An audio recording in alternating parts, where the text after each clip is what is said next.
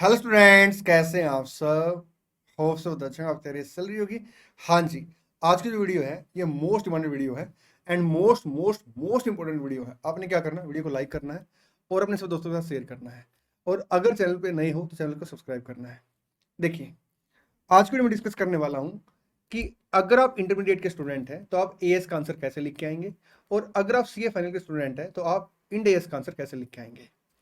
इसमें कतई दो राय नहीं है कि स्टूडेंट को एएस या इंड एएस का आंसर नहीं आता। मैं बिल्कुल इस बात को मानने के लिए तैयार नहीं हूं कि स्टूडेंट को एएस इंड एएस का आंसर नहीं आता। उसे अच्छे से एएस और इंड एएस का आंसर आते हैं, बट फिर भी एग्जाम में ना कई बार 10 to 15 मार्क्स का गैप रह जाता है सिर्फ और सिर्फ प्रेजेंटेशन की वजह से। तो मैं इस वीडियो में डिस्कस करूंगा कि आपने एएस और इंड एएस के आंसर कैसे प्रेजेंट करके आने हैं। सीए स्टूडेंट है, बहुत मेहनती होता है, क्लास से देखता है, क्लास के बाद रिविजन करता है, एग्जाम से पहले रिवीजन करता है, एग्जाम वाले दिन रिवीजन करता है, लेकिन प्रेजेंटेशन के गैप की वजह से 10 to 15 मार्क्स का कई बार गैप आ जाता है। तो मैं इस वीडियो में डिटेल में डिस्कस करूंगा कि आप एएस इंडेस का आंसर कैसे लिख के आए। देखिए, एएस और इंडेस के जो आंसर है ना, वो सर बेसिकली 4 टाइप के आते हैं। हालांकि अभी 3 टाइप के लिखे हैं, 4 टाइप में जो 4th टाइप है उसे मैं अलग से डिस्कस करूंगा। देखिए, एक सर क्वेश्चन आ सकता है आपका प्योर प्रैक्टिकल क्वेश्चन। जैसे क्वेश्चन ने आपको क्या किया sir, information the construction of building के रिगार्ड में, और आपसे पूछा कि बताइए कॉस्ट ऑफ बिल्डिंग कितनी आएगी। तो आप जब आंसर लिखेंगे तो आप आंसर कैसे लिखेंगे, सबसे पहले ना आप एएस का नाम और नंबर जरूर मेंशन करें। जैसे as per AS10 property plant and equipment, ठीक। एज पर Ind AS 16 property plant and equipment, cost of building shall be calculated as follows. तो आपने सर ऐसे लिखना है। देखिए, give the reference of respective AS Ind AS means start the answer with the name and number of AS Ind AS, ठीक जी sir. जैसे question है सर आपसे अर्निंग पर शेयर मांगी, ठीक, तो आप क्या करेंगे सर, रेफरेंस देंगे AS 20 का या इंड AS 33 का, और साथ में सर AS इंड AS का नाम लिखेंगे, ठीक। और रेलिवेंट प्रोविजन के अकॉर्डिंग सर आप क्या करेंगे, क्वेश्चन को सोल्व करेंगे। चाहे प्योर प्रैक्टिकल क्वेश्चन भी क्यों ना हो, तब भी आपने क्या करना, एएस और इंड एएस का नाम और नंबर जरूर मेंशन करना, ठीक जी सर। यहाँ पे इस टाइप के क्वेश्चन में जो स्टूडेंट जनरली गलती करता है, वो क्या गलती करता है, वो ना सर सिली मिस्टेक करता है। तो आपने क्या करना है, अवॉइड करनी है सिली मिस्टेक ना। और मैं बता दूं, सिली मिस्टेक होने का कई बार जो रीजन होता है ना, वो क्वेश्चन को ध्यान से नहीं पढ़ना होता है। क्योंकि सर क्वेश्चन में ना कई बार क्या होता है, एक लाइन में अगर मान लो आपने एक लाइन पढ़ रखी है पहले क्वेश्चन की, ठीक जी सर, उस टाइप की लाइन पढ़ रखी है, लेकिन सर उसने अगर हल्का सा चेंज कर दिया ना लैंग्वेज में, तो सर उसका मीनिंग चेंज हो जाता है। तो आपने क्या करना सर, क्वेश्चन को अच्छे से पढ़ना, ठीक जी सर। जितने भी सर आपके थ्योरी के क्वेश्चन है सर, वहां पे भी एएस और इंड एएस का नाम और नंबर जरूर मेंशन करें। जैसे क्वेश्चन ने आपसे पूछा explain the meaning of related party, तो आप क्या करेंगे सर, AS 18 इंड AS 24 का रेफरेंस देंगे और सर साथ में नाम लिखेंगे, ठीक। Give the reference of respective AS Ind AS means start the answer with the name and number of Ind AS, ठीक। और उसके बाद सर आपने क्या करना, रेलिवेंट प्रोविजन लिखना है। सर क्या हमें एएस और इंड AS के पैराग्राफ भी लिखने चाहिए, इस बात को मैं अलग से डिस्कस करूंगा, आज की वीडियो में डिस्कस करूंगा, ठीक जी सर। देखिए सर, जो आपके क्वेश्चन है वो 3 टाइप के होते हैं, प्रैक्टिकल क्वेश्चन, थ्योरी क्वेश्चन और केस स्टडी बेस्ड क्वेश्चन। ये सर जो क्वेश्चन है आने वाले टाइम में आपको बहुत ज़्यादा देखने को मिलेंगे। और मैं आपको बता दूं, जो बात मैं यहाँ पे डिस्कस करूंगा ना अब आपके साथ ना, आपने ना क्या करना है सर, उन्हीं बातों को ना सर जो आपके थ्योरी के सब्जेक्ट है, जैसे आपका सर लो के आंसर हो गए, ठीक, DT IDT के आंसर हो गए, तो आप सर सेम बात को सर वहां पे फॉलो कर सकते हैं, ठीक, टू सम एक्सटेंट, जहां तक सर ये बातें वहां पे पॉसिबल हो। केस स्टडी बेस्ड क्वेश्चन में सर जो सबसे बड़ा ड्रॉबैक देखा गया ना स्टूडेंट की साइड से, वो देखा गया है क्वेश्चन को ध्यान से ना पढ़ना। क्योंकि कई बार क्या होता है, क्वेश्चन किसी और कंटेक्स्ट में पूछा जाता है और आंसर किसी और कंटेक्स्ट में लिखा जाता है। तो आपने सबसे पहले क्या करना sir, read the question carefully.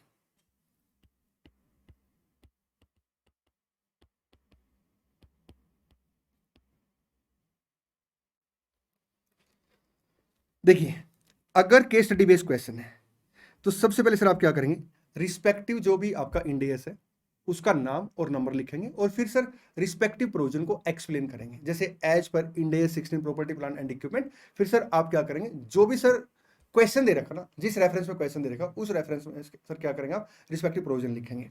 Right the provision of AS Ind AS with respective name and number of AS Ind AS only to the extent as fact given in question. हाँ, एक बात और सर, कई बार क्या होता है, जैसे मान लो आपका एक क्वेश्चन आया स्टूडेंट ना आंसर को बहुत ज्यादा लिख देता है। आपने क्या करना सर, सबसे पहले क्वेश्चन अच्छे से पढ़ना है, और जब आप अच्छे से क्वेश्चन पढ़ लेंगे ना तो आपको सर ये पता लग जाएगा कि ये क्वेश्चन किस कंटेक्स्ट में पूछा गया। आपने उतने कंटेक्स्ट में सर क्या करना है, एएस और इंडेस का प्रोविजन लिखना। ठीक जी सर। उसके बाद सर आप क्या करेंगे सर, जो क्वेश्चन आपसे पूछा गया ना उसके फैक्ट एक्सप्लेन करेंगे और फिर उस क्वेश्चन का आंसर लिखेंगे। ठीक जी सर।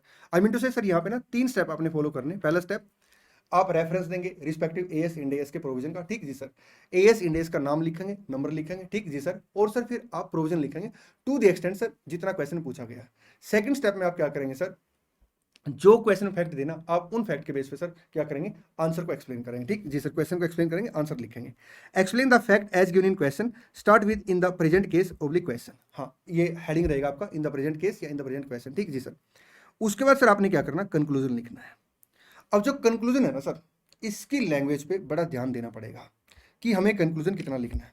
कई स्टूडेंट क्या गलती करते हैं, कंक्लूजन लिखते हुए ना जो बातें स्टेप नंबर 2 में लिखी ना उसी की कॉपी कर देते हैं। सर आपने सिली मिस्टेक अवॉइड करनी है, क्वेश्चन को ध्यान से पढ़ना है, और एक कॉमन बात और, सर आप ना डुप्लीकेट चीजें बिल्कुल अवॉइड करेंगे। कोई भी सर बात डुप्लीकेट ना लिखे।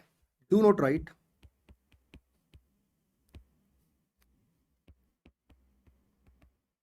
Duplicate things oblique content. Sir कोई भी कंटेंट सर आप डुप्लीकेट ना लिखें। ठीक जी सर। एक दो बातें और ध्यान रखें। एक आपने क्या करना है सर, जो आपका आंसर होगा ना उस आंसर में सर कुछ कीवर्ड होंगे, तो आपने क्या करना है सर, कीवर्ड को स्पेशल डिस्क्लोज करना है।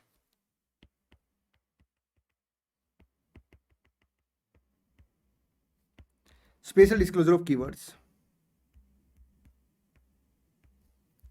सर जो आपके आंसर की फ्रेम होगी ना, मतलब आपके जो आपका जो कंटेंट लिखा जाएगा ना सर, कोशिश करनी है आपने कि वो आईसीए के स्टडी मटेरियल की तरह हो। मतलब सर क्या हम स्टडी मटेरियल को बिल्कुल डिटो कॉपी करें? बेटा देखिए, डिटो कॉपी नहीं करनी है आपने, लेकिन हाँ जो कीवर्ड है ना सर वो आईसीए के मटेरियल में हो। क्योंकि सर जो आपका पेपर चेक होगा ना वो आईसीए के मटेरियल के बेस पे चेक होता है। तो आपने क्या करना सर, आपने ना जो कीवर्ड रखने ना sir, keyword should B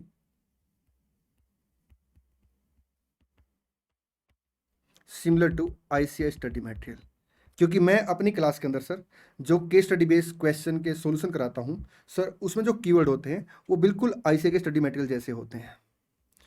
institute आपसे ये एक्सपेक्ट नहीं करेगा कि आप लैंग्वेज बिल्कुल डिटो लिखें, लेकिन हाँ ये एक्सपेक्ट जरूर करेगा कि जो कीवर्ड है वो सर आईसीआई के स्टडी मटेरियल के इक्वलेंट हो।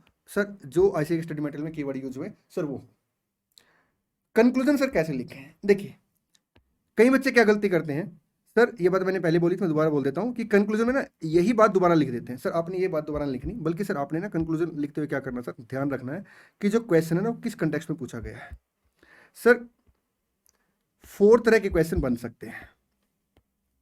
एक क्वेश्चन बन सकता है कि जैसे मान लो क्वेश्चन ने आपको क्या किया सर, एक केस सिनेरियो दे दिया और पूछा कि जो ये रिस्पेक्टिव आइटम है क्या ये आपकी AS2 में कवर होगी या AS10 में कवर होगी, या इंडिया 2 में कवर होगी या इंडिया 16 में कवर होगी। तो आपने क्या करना सर, जैसे मान लो वो respective item property plant and equipment identify होती है तो आप कंक्लूजन में लिखेंगे कि respective item should be recorded as property plant and equipment. और अगर वो सर इंडिया 2 में या AS2 में कवर होती तो आप क्या लिखेंगे sir, respective item should be covered under AS2 या इंडिया 2 एज इन्वेंट्री। ठीक जी सर।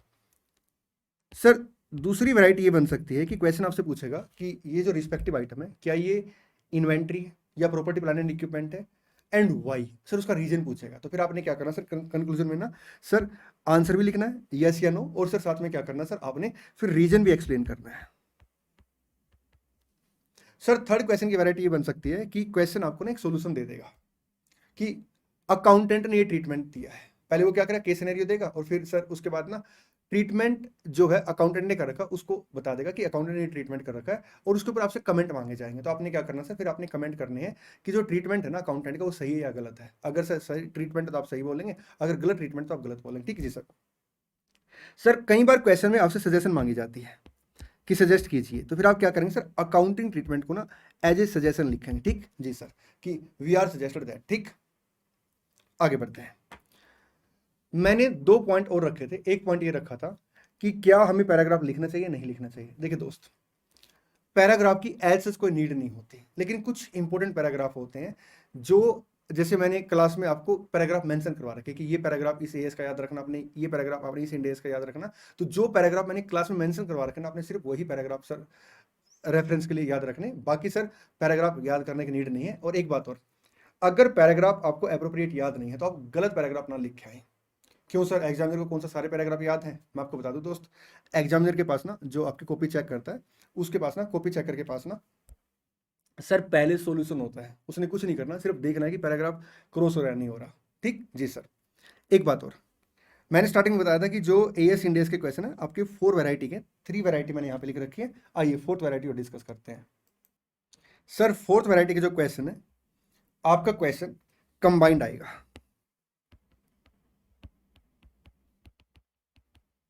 कॉम्बिनेशन ऑफ 2 एएस और मोर और आपका 2 इंडेस और मोर।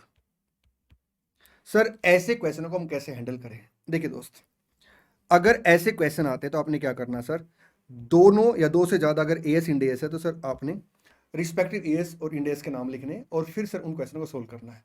एक बात का ध्यान रखें कि अगर ये क्वेश्चन ना 4 या 5 मार्क्स के हैं और आपको लग रहा है कि पॉइंट अगर आप सारे लिखेंगे ना तो सर सॉल्यूशन बहुत बड़ा बन जाएगा, तो आपने क्या करना फिर उस केस में सर लिमिटेड कंटेंट लिखना। ठीक, चलिए आज की वीडियो में इतना ही रखते हैं और आई होप कि आपको वीडियो के बेस पे सर काफ़ी क्लैरिटी आई होगी कि आप एएस इंडिया का आंसर कैसे लिख के आएंगे। आपने वीडियो को लाइक करना, सब दोस्तों के साथ शेयर करना। मिलते हैं नेक्स्ट वीडियो में। Thank you so much, all the best, God bless you.